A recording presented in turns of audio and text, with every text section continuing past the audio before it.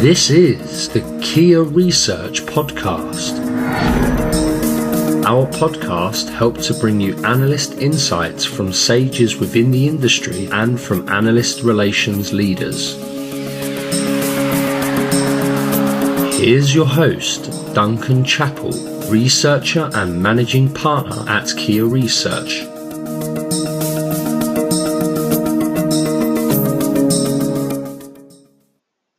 Okay, so good morning, good afternoon for those of you who are in the UK. Welcome to today's webinar about how cool vendors stay cool. My name's Duncan Chappell. I'm going to be moderating and basically pressing the up and down button. Really strategic role here. Okay, so let me just introduce our speakers quickly in the order in which they'll be speaking. Sue-Wen Chen is one of my colleagues here at the University of Edinburgh Business School in our Gartner Observatory.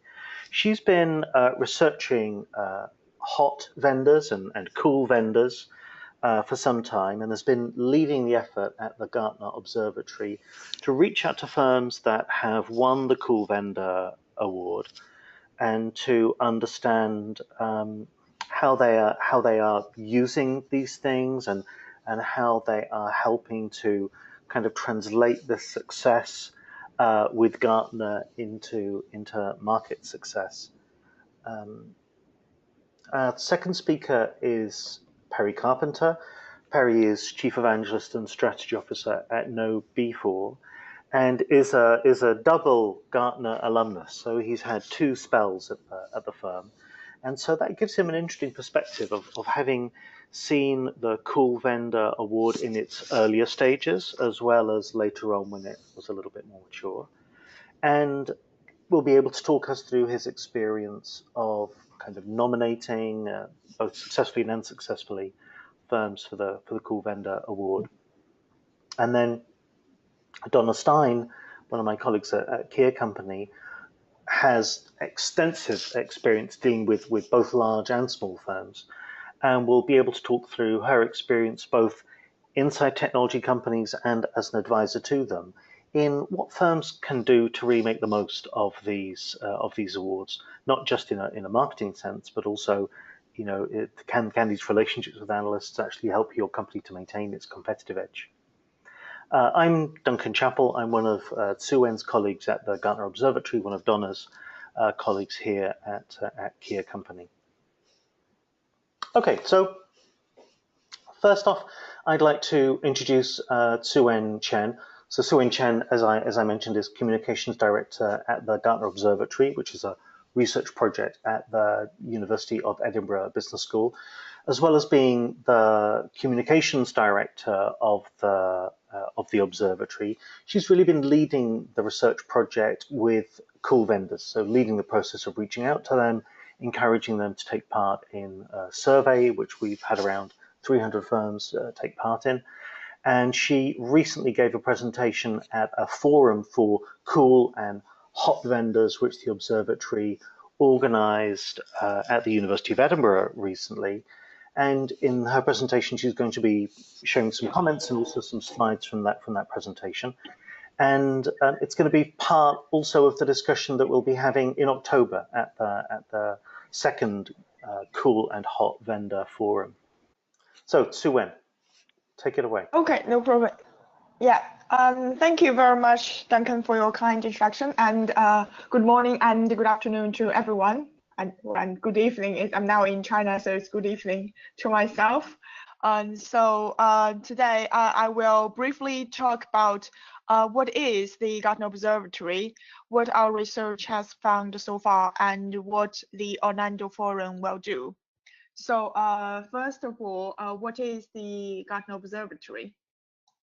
The Gartner Observatory is a research project at the University of Edinburgh Business School, and we are a group of business school professors and PhD candidates with experience in industry who are curious and passionate about how technology startups gain competitive advantage from Gartner endorsement. More about our work can be found on our website. And besides Gartner cool vendor designation, we are also studying other similar awards to get a more comprehensive picture of the endorsement economy, such as arrogant hot vendors. We have several goals in our mission, as you can see from the slide. The first goal is to analyze the impact of industry analyst endorsement on the survival and growth of new digital ventures. Secondly, we want to compare the factors that lead to digital ventures receiving or not receiving those crucial endorsements. Basically, we want to find out why that's the case. And thirdly, we are endeavor to communicate our findings to practitioners, policymakers, academics, and others in various formats, like the webinar we are having now and the Cool Vendor Forum.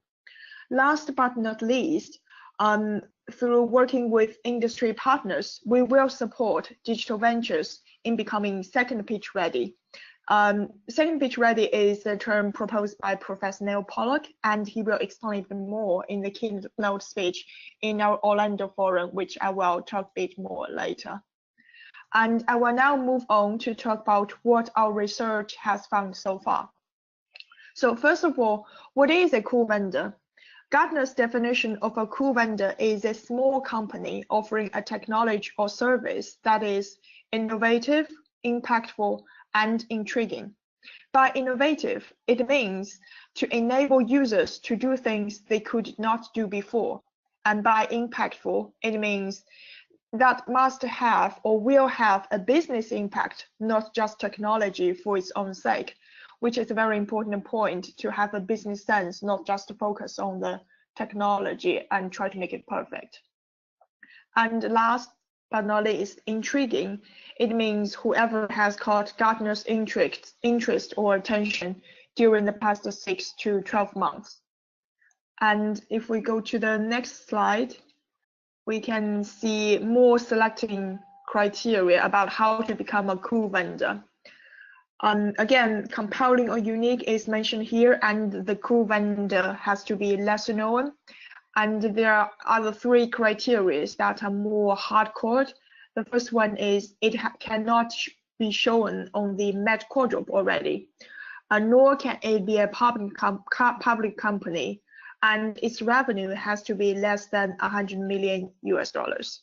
So it has to be smaller in size and less famous than other big companies. And then we'll have a look at the timeline about how to become a cool vendor. So in January, the industry analysts will nominate cool vendor candidates. This is a very important point because vendors cannot apply for cool vendors or apply to nominate themselves. They have to be nominated by industry analysts. And then in February, the cool vendors management will select those cool vendor candidates and to decide which one will be the cool vendor in that year. And in March and April, the analysts will write cool vendor reports, and in May, those special reports will be published. Well, we are now in May, so the 2018 cool vendors will or has already been released by now. And Gartner regard this process as an internal process. So no vendors should know they are being considered. And this is in line with our research findings because for most of the cool vendors, they told us that it came as a pleasant surprise to them that they were being selected as a cool vendor. And in the next slide, we will have a map of last year's cool vendors across the globe. So from 2004, Gartner has profiled more than 2,900 cool vendors. And in 2017 alone, there are 330 cool vendors in 76 reports. And there are some notable groupings as shown on the map. For example, the USA has the largest number of cool vendors. That's about 2/3 of all the cool vendors. And the next noticeable grouping is Israel, which has 24 cool vendors, considering its smaller size of the country. And also some of other sources has told us that actually in 2017 there are 33 cool vendors in Israel, because some of them are based in the US, so the numbers here on the map is not actually captured it's all. So if that is the case, that would make Israel an even more interesting case, because 33 is more than the total number of UK and China cool vendors in total. And we will explain and discuss a bit more about the reason behind in our Orlando Forum in October. If we go to the next slide, another striking thing we noticed is that the survival rates of the cool vendor is significantly higher than those of normal businesses. For example, on this slide, it shows the official survival rates of the UK and US businesses. As we can see, at end of year 5, about half of the US small startups would die, and actually over half of the UK small businesses would die. And if we compare that with the cool vendor survival rates, as we can see in the next slide, we will see at the end of year 5, about 80% of the cool vendors are still alive, which made the survival rate almost double than that of other businesses who are not a cool vendor. This is a very interesting phenomenon to investors, analysts, and academics like ourselves, and we will also discuss about the reasons we think behind this in our cool and hot vendor forum in Orlando. Next, I would like to talk a little bit more about our research project. So our research has adopted a both quantitative and qualitative approach. We have received about 300 answers to our questionnaires, and based on those questionnaires, we did 14 in-depth interviews. Here we can see a picture of the case studies we have put together, and those are downloadable from our website. And if you scroll down to the bottom of our website, we are now conducting more for the Orlando Forum. And if the next slide will show the overview of our case study. So basically, 9 out of 14 case studies are for the cool vendors selected in last year, and 10 out of 14 are for the cool vendors based in the US, which is reflecting the percentage of the whole groupings of the cool vendors. And for each case studies, we have 5 components. Who is the cool vendor, where it is based, and how did they manage to win this cool vendor designation, and why they think it is important or not important to be a cool vendor, and what has been done to utilize the cool vendor designation, and what it would be helpful if something else could be done to support them or help them. We summarized our research findings into 5 C's, which are criteria, coverage, communication, and cost and credit. We cannot cover all of the 5 C's here in today's webinar because of the time restraint, but I will slightly touch some of the points so you can have a flavor of what it is like. First of all, the criteria. There is a general consensus that the selecting criteria of being a cool vendor is not very clear. Some people even say they feel the process is like a black box.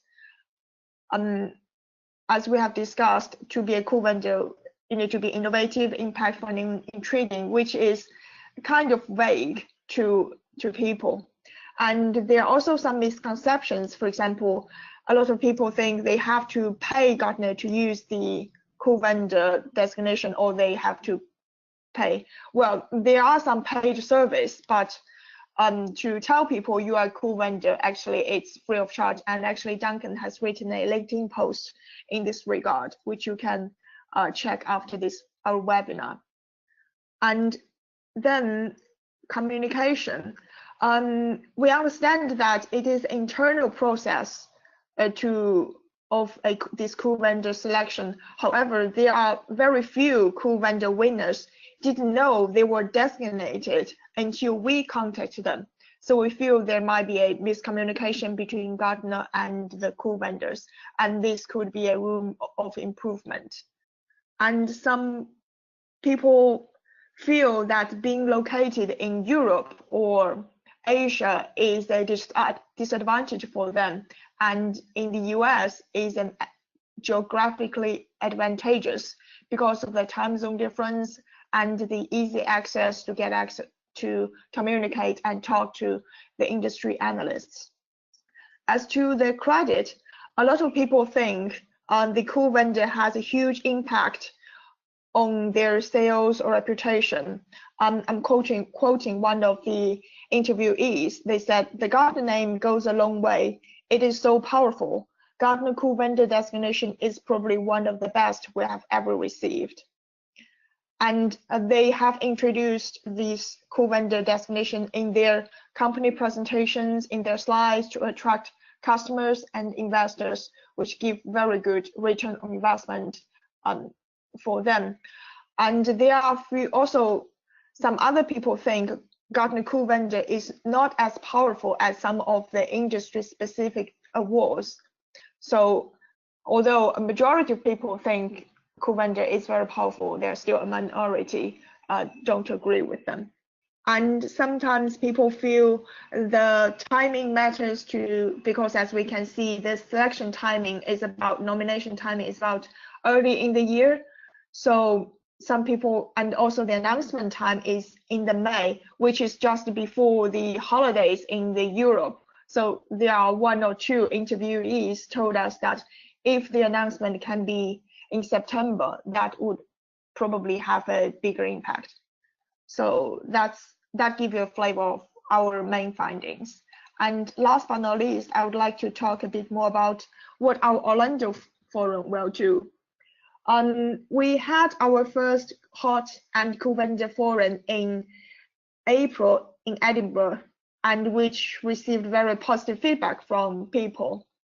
And then that's why we are trying to go to the US in the October, on 18th October, Thursday, in Orlando, and the Gartner Symposium will also be held there. So we're trying to share our findings and also provide a platform for cool vendors and industry analysts to network and exchange ideas. Our forum will include 6 parts. The first will be a keynote introduction given by Professor Neil Pollack, share his over 10 years research findings, introduce the concepts of endorsement economy and what do we mean by second pitch ready. Then there will be more discussions about the cool and hot vendors, what the success looks like, and also we will have some industry analysts share what do they think from their perspective. And then we will have a nomination of the coolest vendor award, and there will also be some takeaway session to discuss how we can work together on the common interest and what should our Gartner Observatory do next. So that's pretty much more all about my part today. Any questions are welcome. And if you want to know more about our work, just go to our website. Thank you very much. Su-Wen, before these firms win the cool vendor designation, do they know they are under consideration? I would say maybe 95% of the cool vendors were not known. They were being selected, but there were like 1 or 2 actually target industry analysts and target Gartner to win this cool vendor. One of them even produced a product demo to show to the Gartner industry analysts, because they are very eager to win this award. So I would say very, very few people have the sense of they are going to win. Yeah. Okay, so let me move on to Perry.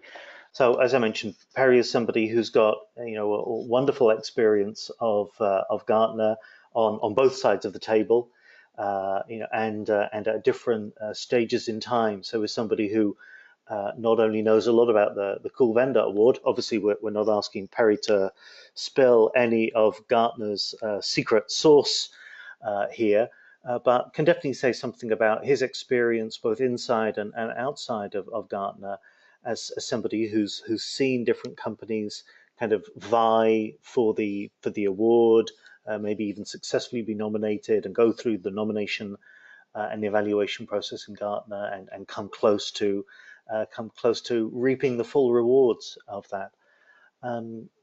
Perry, thank you so much for joining us today. Sure, thank you for having me, and I appreciate all the comments that have already been made about Gartner and the awards. And obviously, I am going to I'm going to stay very much between the lines of where I feel like I can speak without giving away any confidences or things that I need to protect, just as a former Gartner analyst.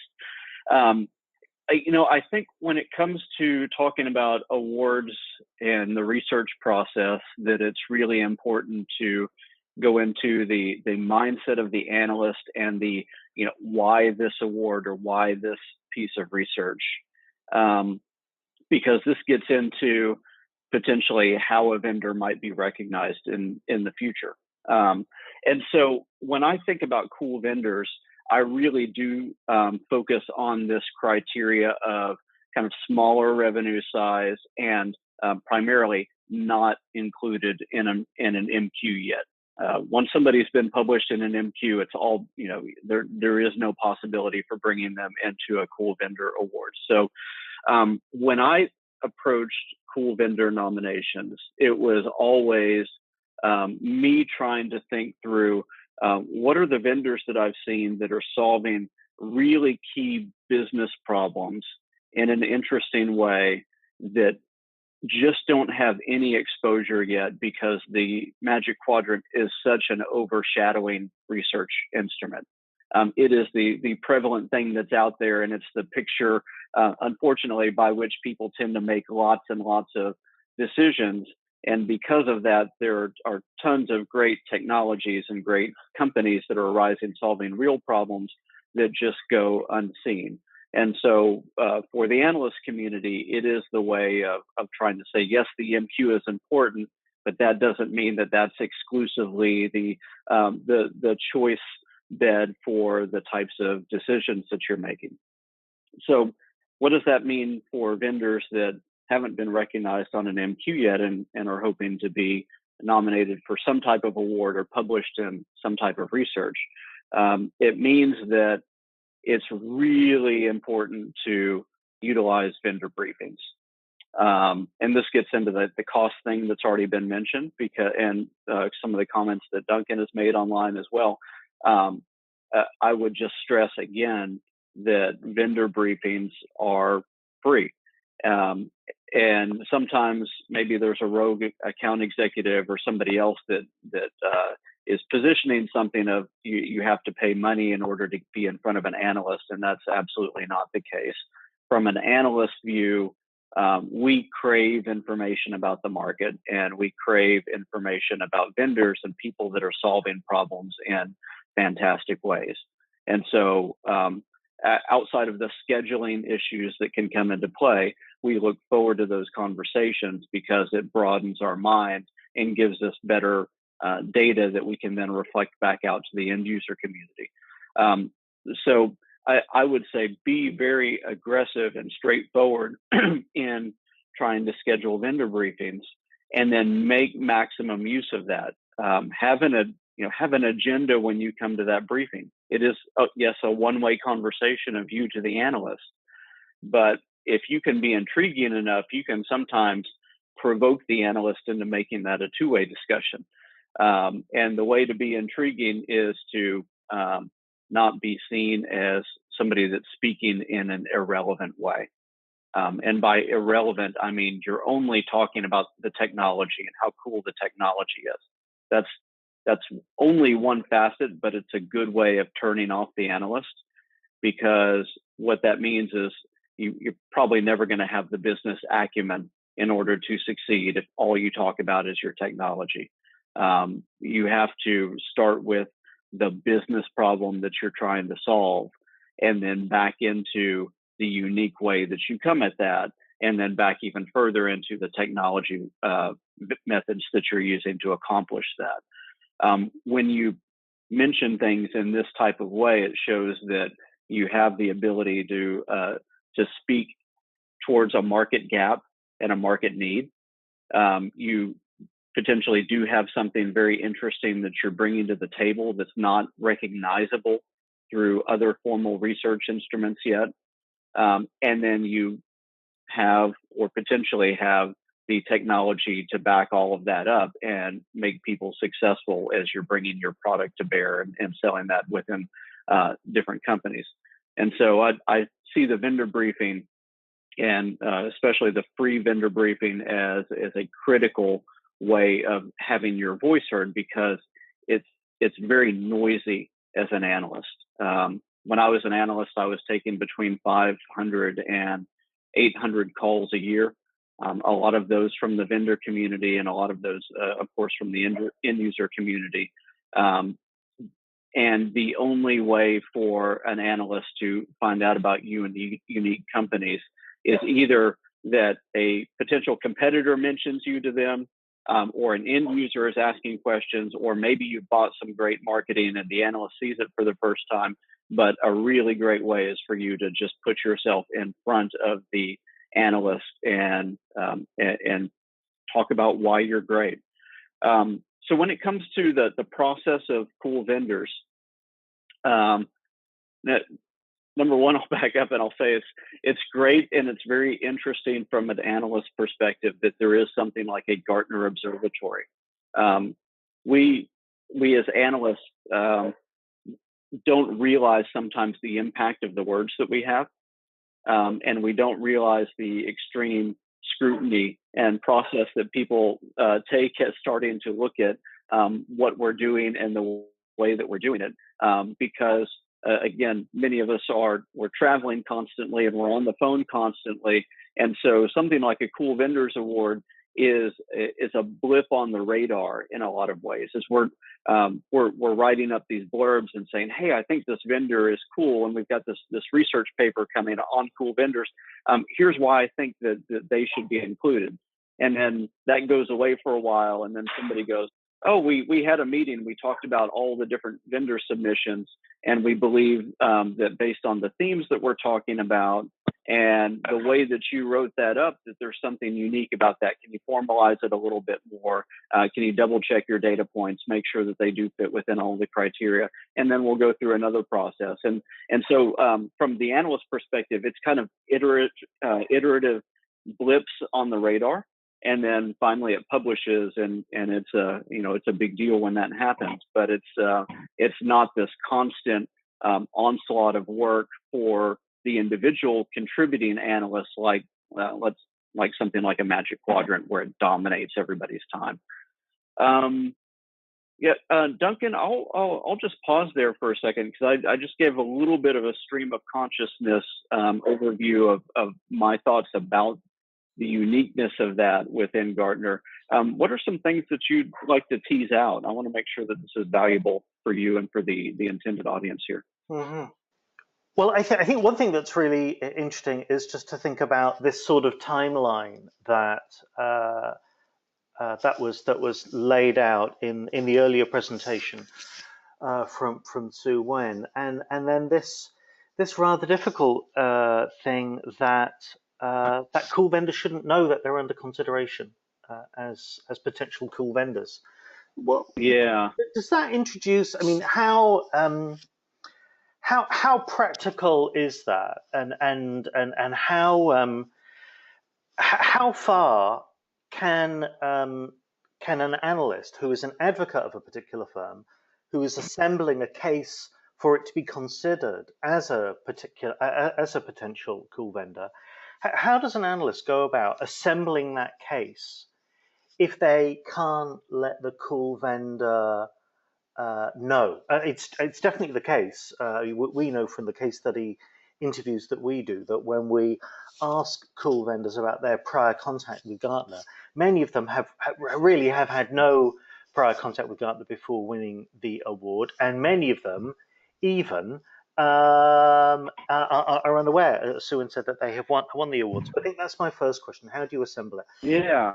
So I've got another question from Neil, but actually, do you want to have a go with that, and then I'll come back to this? From the way that I looked at it, every vendor that I nominated for Cool Vendor Awards were vendors that I had worked with through the vendor briefings process. So they were kind of freely talking to us without any costs, or vendors that were clients and that I had been able to have deeper discussions with and kind of even more formally vetted the things that they were doing. So I had never seen the issues where there were vendors that just didn't know that they were nominated didn't know that they had been published as a cool vendor in any way, because there was a lot of pre-conversations to that. What gets into this thing about not telling vendors that they're nominated is that the nomination in a lot of ways can seem like an implicit promise, and it sets up the expectation that they'll actually make it. And that when you mention words like nominations and cool vendors, they place a lot of hope on that. And then so if it doesn't happen, well then it potentially sets up a bad relationship. So I can see why that happens. However, I do know of a lot of analysts who will say they'll give a call or send an email to a vendor and let them know, hey, I'm thinking about submitting you for a Cool Vendor Award. I need to verify your revenue stream when it comes to this product line, and I need to verify that the things that I've written up in this little blurb are factually correct. Maybe they're not doing that within the scope of the way Gartner would prescribe it, but back when I was there, that type of interaction was allowed, but you couldn't make any implicit promises, and you had to really try to qualify your remarks when you were asking for that information. So you obviously after firms get nominated to be cool vendors, there's a kind of review process, and I suppose two things flow from that. I mean, firstly, do analysts ever disagree about what makes a cool vendor? Because this kind of interesting, intriguing, impactful thing, it's quite abstract. So do analysts really disagree about what the essence is of being a cool vendor?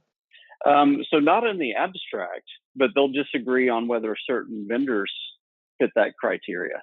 And so during the nomination process, there's typically a lot of emails that are going back and forth within the team, because you're competing for space, because with any team, there's obviously a number of analysts, and usually within the cool vendors paper for a certain segment, they're only wanting to highlight a few. And so let's say you have 10 analysts on a team and only 5 vendors that are going to be written about, and everybody's encouraged to submit a cool vendor. Well, then there's going to be some back and forth saying, well, my cool vendor is different and more unique and more impactful than yours.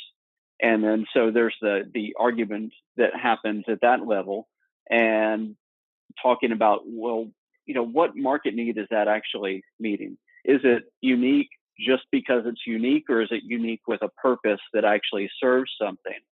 Or potentially has the vendor snowed you into thinking that they're unique, and they're actually just they've got some marketing fluff there that you've bought into? And so those conversations can go fairly deep at some levels. Okay.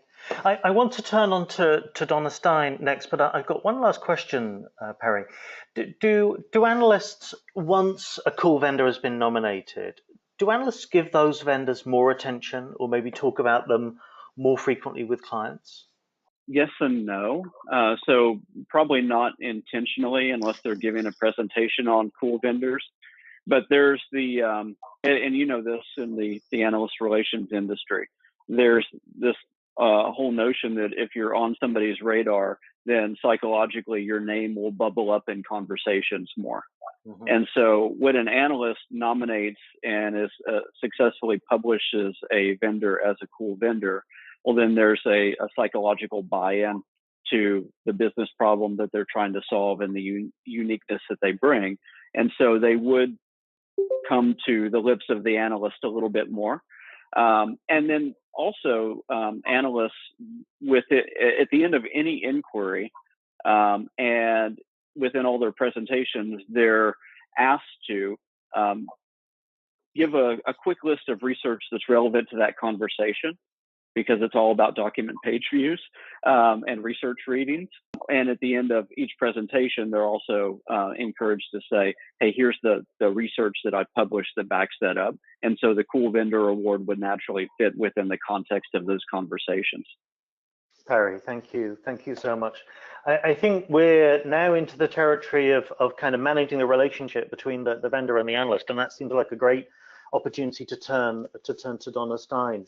So as I mentioned, Donna had a 10-year experience with 3Com, now part of Hewlett Packard, and then since then roles at Alcatel-Lucent and Amdocs and Avaya, and then more recently working with smaller firms very often over the last decade.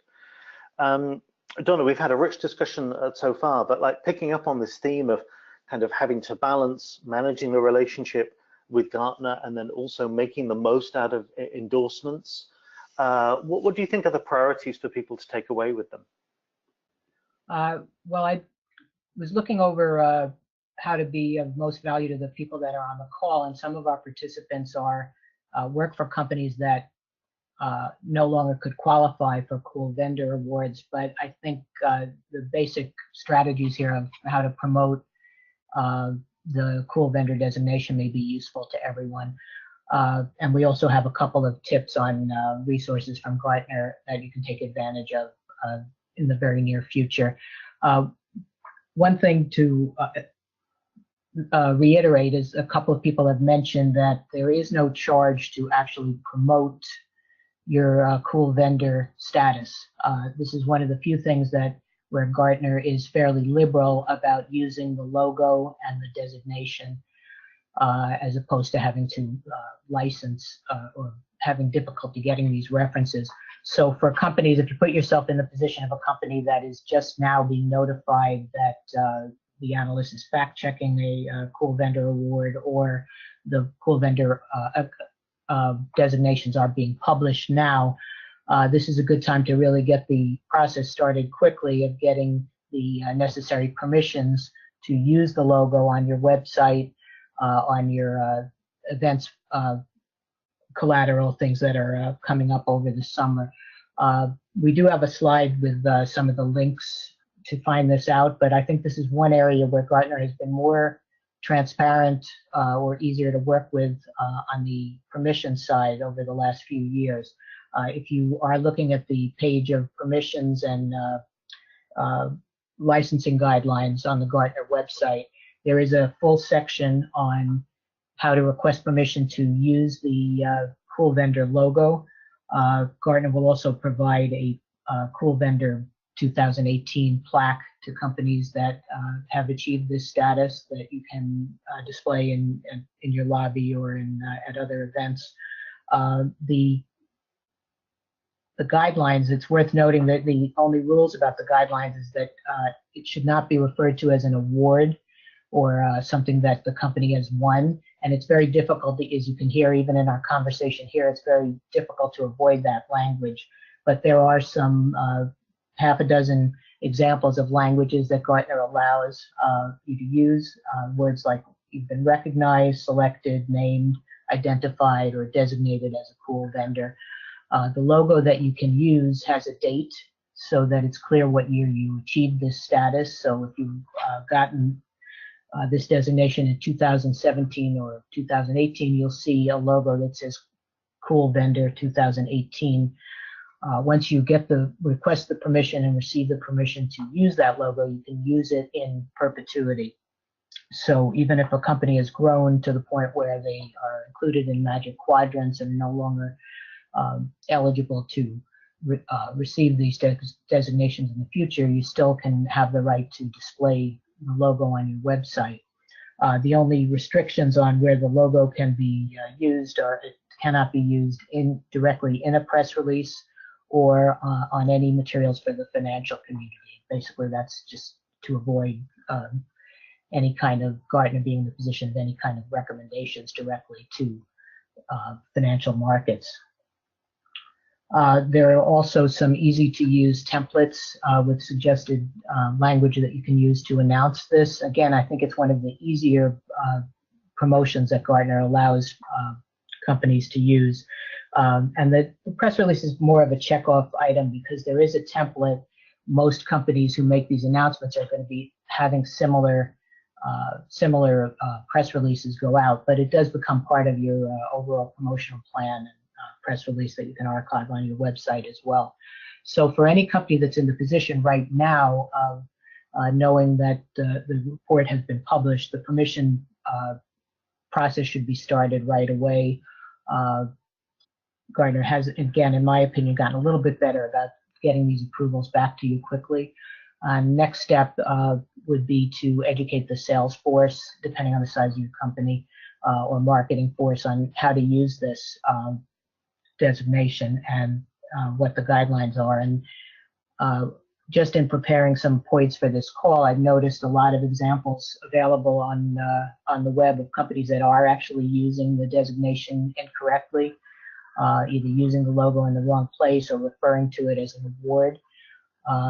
And Gartner doesn't really police that too heavily, although the next time that you have to request permission for something, it's likely that the folks approving that request may look at the website and catch you out at that point. Some other ways to use this designation would be on your recruiting pages, depending on the market you're in. There is, for example, there's a cool vendor in legal affairs and AI in legal affairs, and law firms may not, for example, place a lot of value on this designation, but the kind of folks that a company that has been designated a cool vendor in that market, the kind of folks you want to hire would be looking at that sort of status. And it's useful to look at all the places on your website that you can use this. I also wanted to mention, we don't have a lot of time, but there are a couple of resources for people that need to learn a little more about what makes a cool vendor and what the results you achieve from it are. There is a webinar coming up on June 5th to talk about the 2018 cool vendors, and that is free even for people who are not Gartner clients currently. If you go to Gartner's website, and just search for cool vendor webinar, you'll find that link. And again, I think we have that in our wrap-up slide. And that's going to be hosted. It's a 1-hour webinar by Darryl Plummer, who leads the process that Perry has talked about how the vendors are selected. There's also a podcast from last year that might be useful to people, the Cool Vendors 2017, and that's only about 10 minutes. So those are some of the things that you can do really to promote this award immediately. Again, this designation immediately. And either in our slides or the material we send out later, we'll include some of the links to how to find that information. So I tried to keep that short since we're just about at the end of our hour, but we'd love to talk with people about any questions or continue the conversation as well. Oh, that's fantastic. Thank you. So I want to try to draw our conversation together and give each of our speakers, I don't know, like 60 seconds, 90 seconds, something like that, if they have any closing thoughts. Sue Wen, are there any final thoughts or comments from you? Thanks, Duncan. I think if there is a final thought, that would be rethink the relationships with your industry analyst or the cool vendor or Gartner. Treat it, because one of the interviewees shared with us that they actually treat their dialogue with industry analysts as a product testing process. So basically, they are trying to talk to as much as analysts as possible to test if their product is good or not for the market, because they know those analysts are very knowledgeable and they have seen so many products. So once they get some feedback, they just tweak their product and then talk to more analysts and try to improve their product. So I think this is a really clever approach to the free product testing approach. So that would be my final thought. Thanks. Mm-hmm. Perry, thoughts from you, and I should just say I can see Neil's just typed in a question into the chat bar here. So I don't know if either Perry or Donna want to address this question. What do you think about the spread of designations like the Cool Vendor Award, like Aragon and HFS now have Hot Vendor Awards? So are these sorts of designations going to grow? Will there be more? But Perry, your final thoughts? Yeah, so really just going off what Sue Wynn said, I think she makes a great point, is that getting in front of the analysts and vetting your product is a really good dual focus for you, in that it does help you validate where you are in the market, can help you change the terms potentially that you're using, gets you mind share of the analyst, and ultimately is something that will benefit you if you can afford the relationship. Outside of that, though, utilize free vendor briefings. Be aggressive in that. If you don't have a relationship with Gartner, try to get in front of an analyst for free for at least once a quarter, and realize that Cool Vendor Awards are great in that you're not being formally rated against another vendor. And so you don't have that myopic way that people look at a magic quadrant or something that says, I'm only interested in this top right quadrant. No, you're there listed with some other vendors, but everybody is on equal footing with the way that they're being talked about. So it's a great entryway into really showing how unique your product is and how unique your brand is, and can become a good launch point for some more formal rating, like a magic quadrant that you might hope for in the future. But I really like this less formal system of just being recognized. And I think that's why these designations are growing with other analyst firms, is because it does meet a real need of serving vendors that are in more startup mode, that haven't yet grown to the point where they can be formally rated, and it doesn't have the downside of a rated document. Thank you. And Donna, final thoughts from you? Right. Well, I definitely agree with Perry that the awards are going to, I think they will be growing, especially among some of the niche and boutique firms. I mean, HFS has grown out of that status almost at this point, but it's a way for the firms to promote themselves and to make sure that startup companies and smaller companies are working with them, as well as going straight to Gartner. I would also follow up on what Perry said about taking advantage of the free vendor briefings. Even if you're not a Gartner client, try to schedule the next steps, demonstrate, schedule a demo of the next iteration of your product. Try to get your customers to be willing to talk with Gartner as well. And then I just wanted to mention again the resources on the Gartner site that you can find, the permissions on the copyright page, and the June 5th webinar covering this year's Cool Vendors. Thank you so much. So just a closing, okay, so we've had our final thoughts. I just want to show the Twitter handles in this kind of orangey color here. If you want to note down the Twitter handles for the speakers that we've had here. Of course, we would love to follow the conversation with you, and if you enjoyed it that much, let us know if you want to join again tomorrow, or if you've got colleagues or contacts who want to join the conversation tomorrow. And just a final word about the Gartner Observatory. You can follow this link to find out about the Cool and Hot Vendor Forum in Orlando, which will be held at the end of the Gartner Inc. Symposium, misspelled symposium. And if you want to find out about that, please go to gartnerobservatory.org, sign up for free membership, and we will keep you in the loop. Okay, so thank you very much indeed, Sue Wynn, Perry, Donna, and of course you, our audience, for spending this hour with us. If you've got any more thoughts and questions, let us know. We would love to keep the conversation going.